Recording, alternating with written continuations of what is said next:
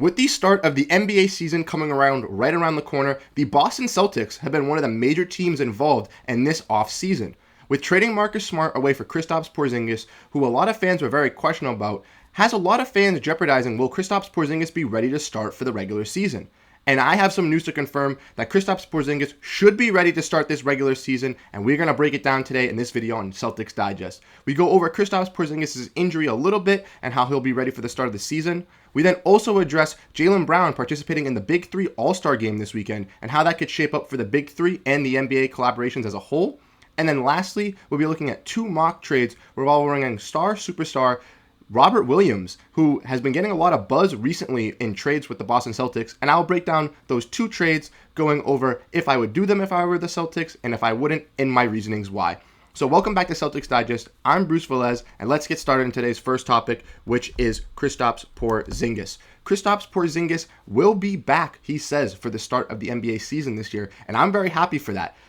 As you guys know, the Boston Celtics traded Marcus Smart away in the three-team deal to get Kristaps Porzingis to help them restructure their offense and to give them a new look going into the new regular season. And honestly, even though I dislike this trade as I'm a big fan of Marcus Smart and a huge stan of him, I was ultimately looking forward the new team coming in with Kristaps Porzingis and how it'd shape up for the future.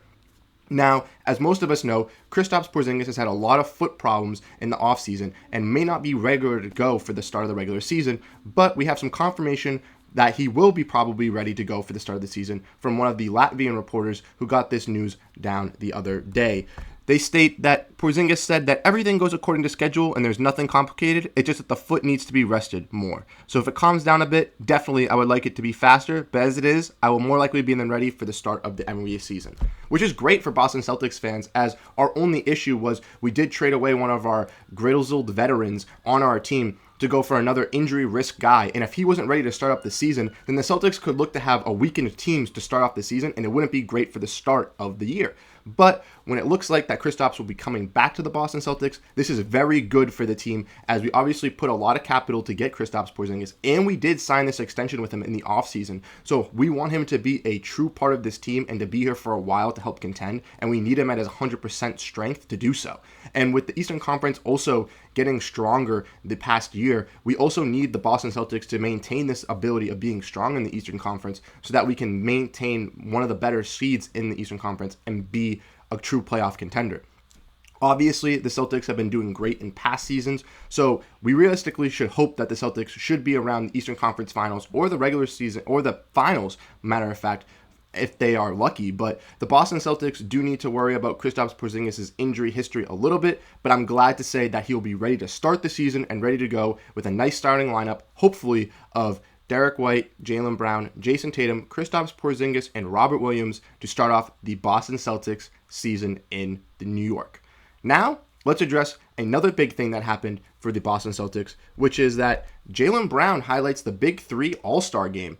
And personally, I'm very excited to hear about this, as I went to the Big 3 event in Boston when they did come, and Jaylen Brown was actually there watching some of the games. They highlighted Jaylen Brown being there. Everyone was cheering and clapping for him. And I think this is great for the city of Boston to see Jaylen Brown appreciating other people showing off basketball, and shows that he's truly a nice and humble guy. But I also think that this will be better for the Big 3 as a whole.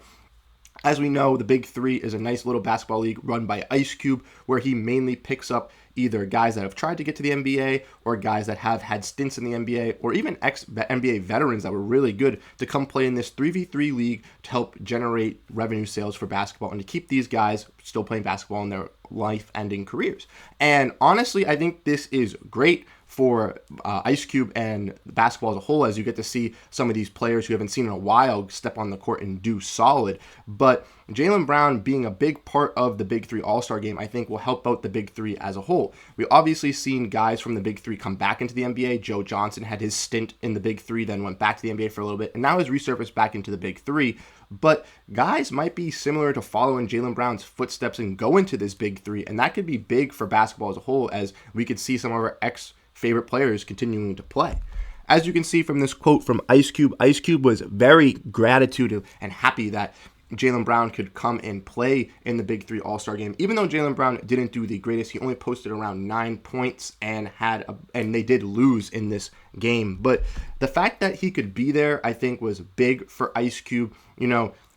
Finally gets one of like the big NBA stars to recognize his league, actually be there, participate, and we might get to see some of these other NBA players participate in the Big 3 in the All-Star games, and even potentially when they get older, which I think could be great for basketball as a whole. Honestly, Jaylen Brown's been doing great things for the city of Boston with his new contract. He's already helping youth basketball programs. He's obviously has his clothing line, and he's helping out Ice Cube with the Big 3. I think Jaylen Brown is producing himself to be a big advocate for helping people in around the NBA, and I think he's going to be one of like the big leaders in the NBA, which makes me very excited as a Boston Celtics fan to have that player on my team. And lastly, we're going to be covering some mock trades around Robert Williams. And yes, I don't think that Robert Williams should be traded personally. I really like Robert Williams. I like what he's doing with this game for the Boston Celtics. I like that he's trying to improve his jump shot this offseason. I like that he's trying to work in ways to better himself. And that's honestly great for the Boston Celtics as a whole. But some of these trades are not that bad for the Boston Celtics. We have 2 trades to look at. One of them that I do like and one of them which I don't like, and we'll get into that in a second. But the Boston Celtics, in my personal opinion, don't need to trade Robert Williams. I think he's a perfect fit for the Boston Celtics. I think he's a great rim protector, a great lob threat, and he's been with this team for a while. The only concern is his injury proneness, and obviously we have to take that risk with bringing him in. And with Kristaps Porzingis also having a lot of injury history as well, it is kind of risky to have both your centers be injury targets, because if we lose both of them, we're kind of screwed. But I think that the Celtics will still keep Robert Williams as they use to lighten his role by bringing in Kristaps Porzingis, I think.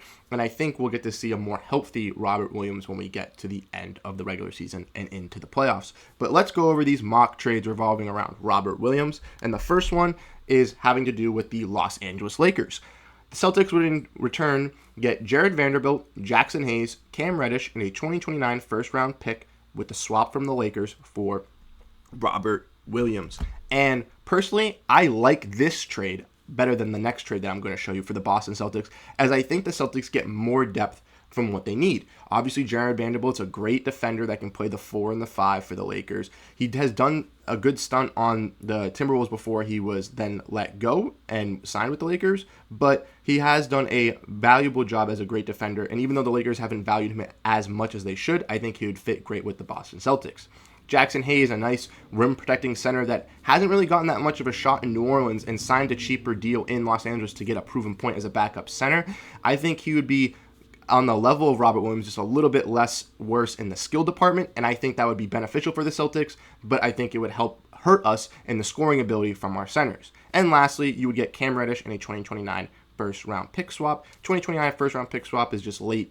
We'll have to wait and see how that would turn out. But Cam Reddish, also not a really highlighted player. He's been solid on the offensive side for a little bit, but just hasn't been given the greatest opportunities, and on defense just isn't the best player.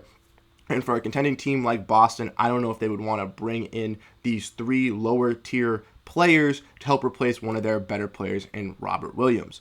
Personally, if I were the Celtics, I would consider doing this trade, and I would do this trade over the other trade that we're going to be going over. But I still think that Robert Williams holds a very great value for the Boston Celtics that they don't need to replace and that they should not replace. And lastly, we're going to be going over this second trade revolving around Robert Williams, which is actually a 4-team deal with the Dallas Mavericks, the Boston Celtics, the Indiana Pacers, and the Houston Rockets. The Dallas Mavericks would get Buddy Hield and Robert Williams. The Boston Celtics would receive Kevin Porter Jr. in a 2028 second-round pick via Dallas.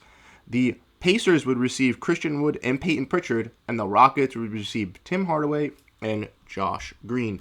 So a lot of reasons why I think that this trade would not go through is obviously giving up a lot for Kevin Porter Jr. in a second-round pick. The Celtics are giving up Peyton Pritchard and Robert Williams, and which Robert Williams is not being replaced with a backup center role, so therefore the Celtics would still have a big hole at the center, and it would not actually help them out. Yes, they'd be getting rid of Peyton Pritchard and bringing in a nice guard in Kevin Porter Jr., but Kevin Porter Jr. is making a lot of money on the Houston Rockets, and I would not be a big fan of bringing in a heavy contract point guard into our system when we have to extend Derek White, and we already have Malcolm Brogdon on the books. I feel like that this wouldn't help out the Celtics as much as it would help out the other teams. And I feel like the Celtics would just be getting involved in this trade just to shake things up. Personally, I don't think that's the best thing for the Boston Celtics. I think by keeping Robert Williams, you're going to have a solid center, and you don't really need, you would have to look to replace that in this trade, and you don't need to do that if you don't make the trade. Obviously, there are some other moving parts that do make sense in this trade for some other teams, but personally for the Boston Celtics, I realistically don't like this trade for them, and I think that would be giving up way too much for a point guard in Kevin Porter Jr., who might not fit the system and would be getting paid too much, I think, for his skills and capabilities on this Boston Celtics team. So let me know what you guys think in the comment section below. Do you guys like either of those Robert Williams trades that I came up with from these mocks? And if so, which one would you guys do? Let me know in the comment section below. I greatly appreciate it. Here on Celtics Digest, we produce all NBA content revolving around the Boston Celtics, so make sure to check in here, leave a like, and I'm Bruce Velez. I'll catch you guys in the next video.